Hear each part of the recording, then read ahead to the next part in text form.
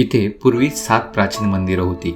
समुद्रातून प्रवास करणारे प्रवासी दिशादर्शक म्हणून या मंदिरांचा उपयोग करायचे, म्हणून त्यांना 7 पगोडा असं म्हटलं जायचं. काळाच्या ओघात आणि समुद्राच्या लाटांमुळे उरलेली 6 मंदिरे समुद्रात पाण्याखाली गाडली गेली आणि फक्त एकच मंदिर जमिनीवर सुरक्षित राहिले, जे आज आपण शोर टेम्पल म्हणून ओळखतो. नमस्कार मित्रांनो, आज आपण आलोय महाबलीपुरम येथील प्राचीन शोर टेम्पल बघायला. हे मंदिर इसवी सनाच्या 8व्या शतकात म्हणजेच आजपासून सुमारे 1200 वर्षापूर्वी पल्लव राजा नरसिंहवर्मन दुसरा यांनी बांधलं होतं.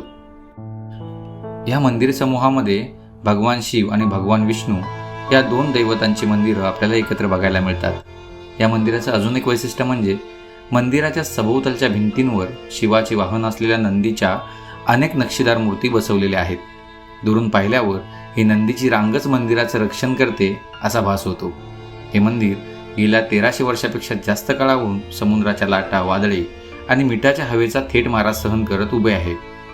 समुद्राच्या खाऱ्या पाण्यामुळे आणि हवेमुळे दगडांवरील बारीक कुरीव काम खराब झालं असलं तरी मंदिराची मूळ वास्तू आज देखील उत्तम स्थितीत उभी आहे.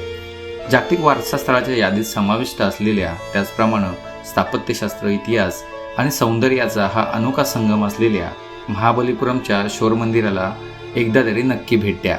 धन्यवाद.